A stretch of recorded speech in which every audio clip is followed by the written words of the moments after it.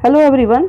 तो इस वीडियो में हम बीपीएससी मेंस एग्जाम से जुड़े एक महत्वपूर्ण टॉपिक जो कि है पाल कला, तो इसके बारे में हम पढ़ेंगे। पाल कला के प्रमुख विशेषताओं का वर्णन करेंगे और उसके विकास कैसे कैसे ही पाल कला की, इन सब के बारे में जानेंगे।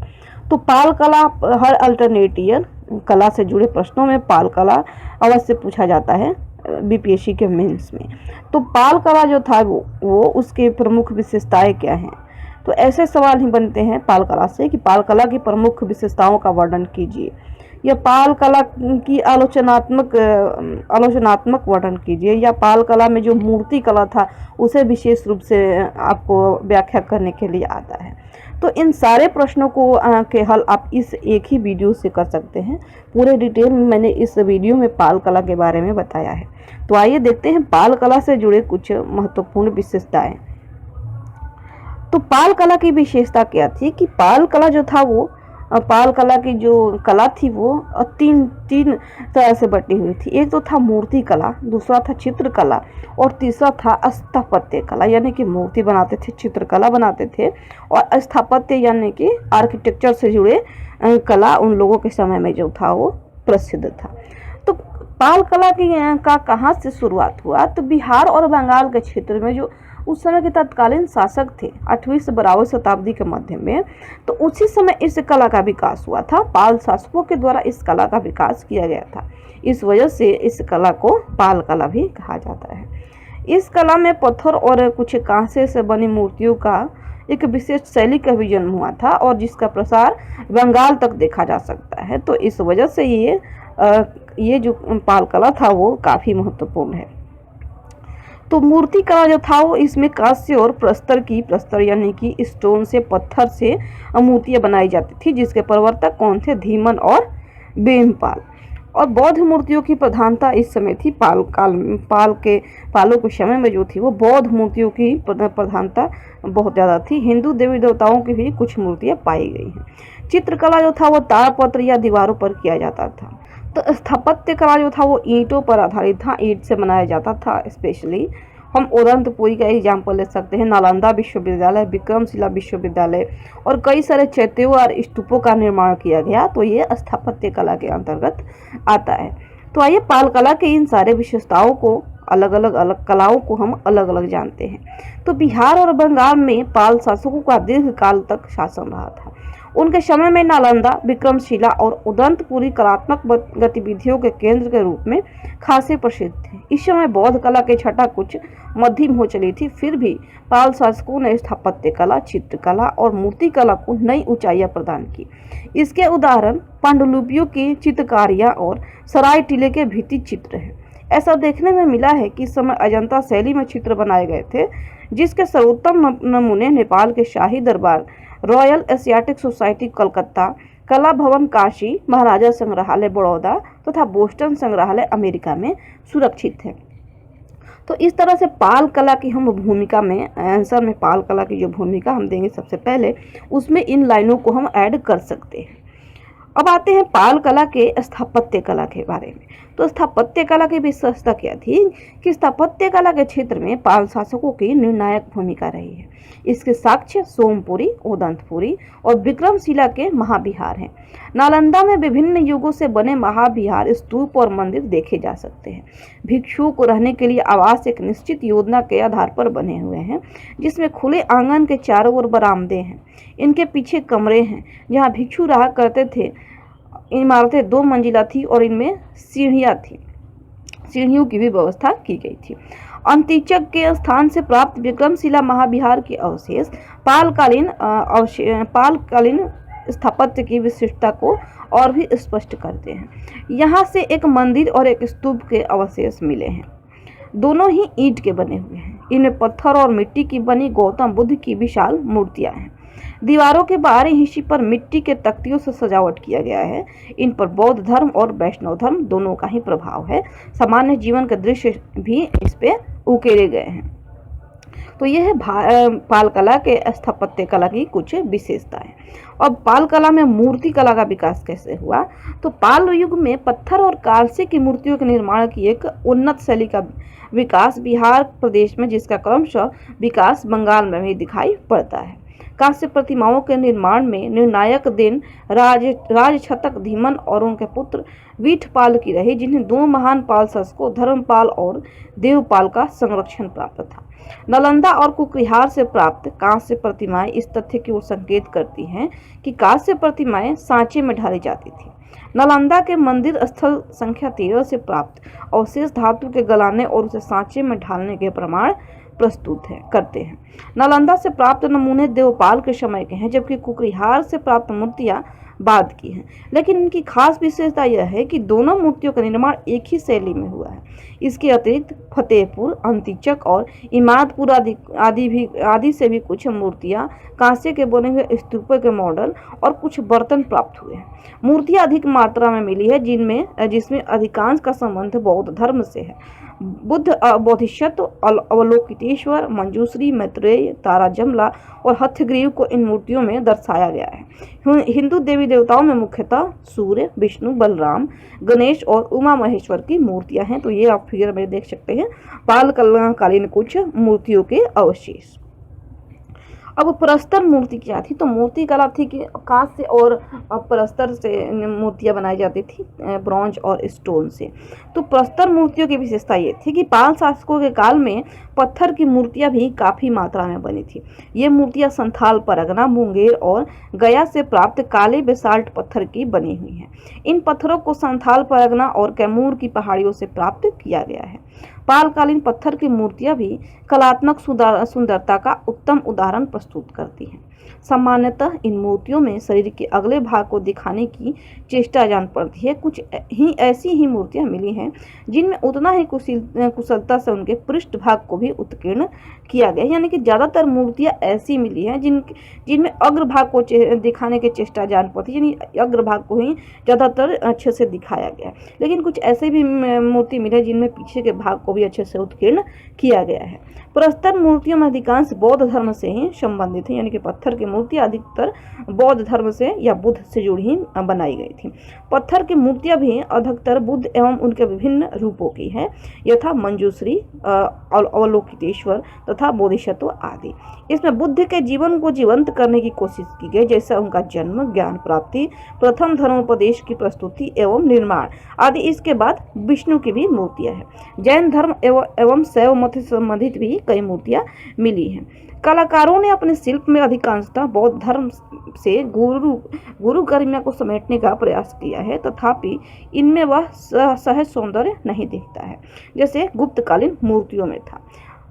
पाल मूर्ति कला में मौलिकता का अभाव है। मूर्तियों का अत्यधिक अलंकरण कृत्रिमता पैदा करता है। वास्तव में अलंकरण की अधिकता और अंग प्रत्यंग की चपल प्रस्तुति इस शैली का विशेष लक्षण बन गई है।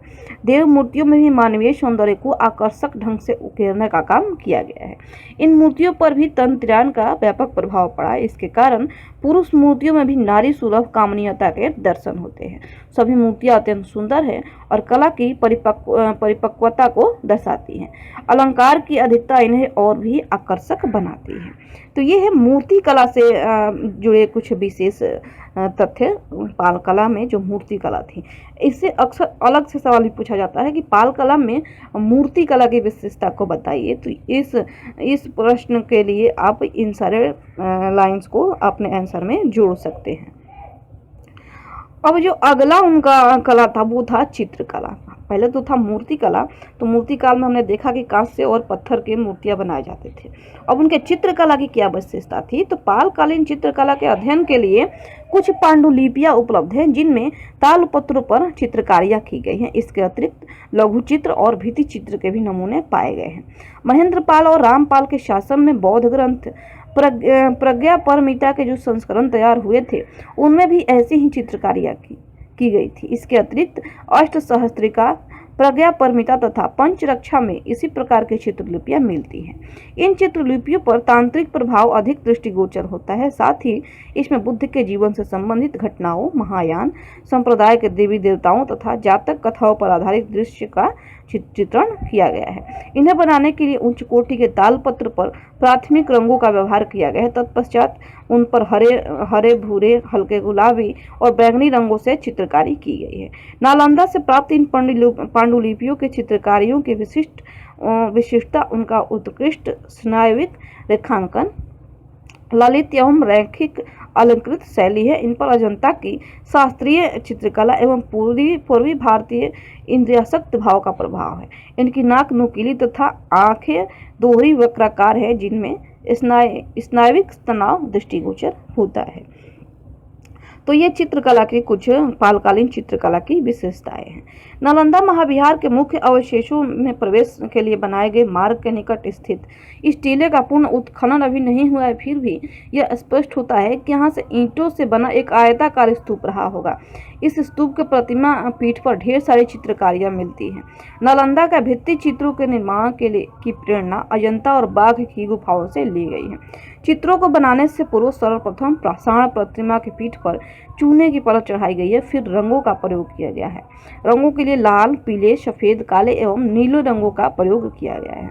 इन चित्रों में प्रयुक्त रंग बहुत हल्के किंतु बहुत उच्च कोटि के हैं। स्तूप के उत्तरी, दक्षिणी एवं पीछे के दीवारों के अंदरूनी हिस्से में भी फूलों के झालर एवं गुलाब की चित्रकारी की गई है। फूलों की झालर सफेद पृष्ठभूमि पर काले रंग से बनाया गया है। ये चित्रकारियां फलक के ऊपरी हिस्से में की गई है। कुछ चित्रों की पहचान खड़े हाथी की आकृति, नृत्य रमणी, आसन जंभल एवं एक हाथ में दर्पण लिए घुटनों के बल बैठी हुई नारी के रूप में की गई है। इन चित्रों में सर्वाधिक स्पष्ट चित्र खड़े हाथी का है, जो उत्तर से दक्षिण की ओर देखता चित्रित किया गया है। इसके चित्रण में बड़ी दक्षता और तन्मयता दिखाई पड़ती है। जंभल धन के देवता कुबेर का बौद्ध संस्करण है। यहाँ से प्राप्त चित्र में बैठे हुए लंबोदर जंभल को नकुलन धारण किए हुए चित्रित किया गया है। नकुलक उसके हाथ पर रत्न उगलते हुए बनाया गया है। चित्र में जंभल के निकट एक नारी को हाथ में दर्पण लिए बैठी हुई अवस्था में दिखाया गया है। इसी फलक में दक्षिण से उत्तर की ओर देखता हुआ एक पुरुष आकृति भी है।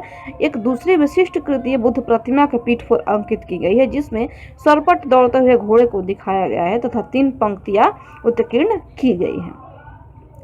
अब भित्ति चित्र की पालकालीन में भित्ति चित्र की विशेषताएं क्या थी? तो पाल काल में सुंदर एवं कलात्मक भित्ति चित्र भी देखे जा सकते हैं। दीवारों पर चित्रकारी को भित्ति चित्र कहा जाता है। इनके कुछ अवशेष अंतिचक स्थित विक्रमशिला महाविहार से मिले हैं। चित्रकला का एक अन्य रूप भित्ति चित्र के रूप में नालंदा जिले में स्थित सराय टीले के उत्खनन से मिले हैं। ऐसी मूर्तियां दीवारों पर सजावट के लिए बनाई जाती हैं। इन भित्ति चित्रों धार्मिक आस्था और सामान्य जनजीवन को प्रमुखता से प्राप्त हुई हैं। बुद्ध, बोधिसत्व, तारा आदि की प्रस्तुति, बौद्ध धर्म और विष्णु आदि, वराह, अर्धनारीश्वर, सूर्य और हनुमान की प्रस्तुति हिंदू धर्म के प्रभाव को स्पष्ट करती है। कलात्मक सुंदरता की सर्वोत्कृष्ट उदाहरण एक तख्ती है, जिस पर एक स्त्री को बैठी हुई मुद्रा में दिखाया गया है। दाहिना पैर बाएं पैर पर रखा है और शरीर झुका हुआ है। एक हाथ में आईना लिए वह अपने रूप को निहार रही है और दूसरे हाथ की उंगलियों से अपनी मांग में सिंदूर भर रही है। चेहरे की सुंदरता और भोलापन भरी हुई छातियां, पतली कमर और उसकी शारीरिक सौंदर्य पर ध्यान केंद्रित करने का सफल प्रयास दिखता है। उसके शरीर को आभूषणों से ढककर और आकर्षक बना दिया गया है। तो ये एक विशेष चित्र जो भित्ति चित्र है महिला के, उसका ये डिस्कशन किया हुआ है। अन्य भारतीय कला केंद्रों की भांति वनस्पतियां एवं जंतुओं के भाव नालंदा की चित्रकला में भी दृष्टि द्रव्य है। कमल पुष्प के विविध रूपों में मंदिर का अधिकांश भाग अलंकृत किया गया है। अलंकरण का भाव लताओं, पत्रों तथा कुछ ज्यामितीय आकृतियों से इस प्रकार लिया गया है कि एक कलात्मक संतुलन बना रहे। भित्ति चित्रों की महिला पत्रों को चुस्त अंगिया पहने हुए दिखाया गया है। साथ ही दुपट्टा इस प्रकार रखा गया कि स्तन पूर्णतः ढक जाए। इन भित्ति चित्रों में अजंता की तरह विविध परिधान दिखाई नहीं पड़ते। प्रायः इन चित्रों में पुरुषों और नारियों दोनों को बाली, हार, चूड़ियां और बाजूबंद पहने दिखाया गया है।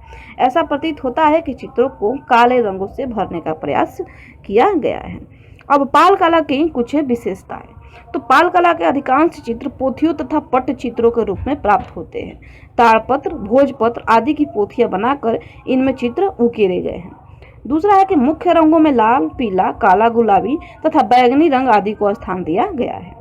नेक्स्ट है कि यहाँ मानव कृतियों के चेहरे का एक ही प्रारूप में बनाए गए हैं, जिसके सिर चपटे, गाल आगे से निकली हुई और लंबी नाक दर्शाया गया है।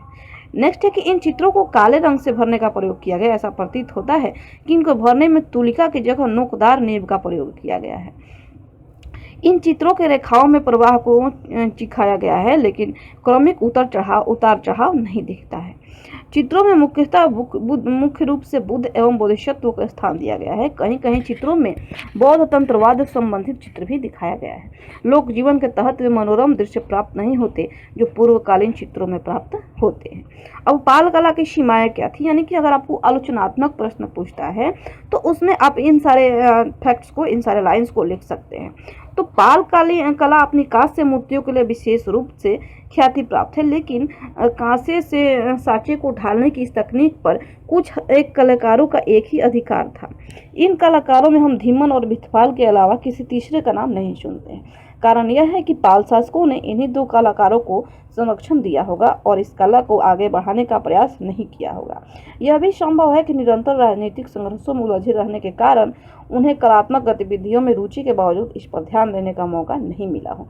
तो किस तरह से वो राजनीतिक संघर्ष में उलझे हुए थे, तो आपने त्रिपक्षीय संघर्ष के बारे में सुना हुआ, ट्रिपार्टाइट स्ट्रगल के बारे में सुना हुआ, जिसमें पाल प्रतिहार और राष्ट्रकूट शासक जो थे वो कन्नौज पर अधिकार के लिए हमेशा स्ट्रगल करते रहते थे, संघर्ष करते रहते थे। तो उन त्रिपक्षीय संघर्ष में एक जो वंश था वो पाल वंश भी था।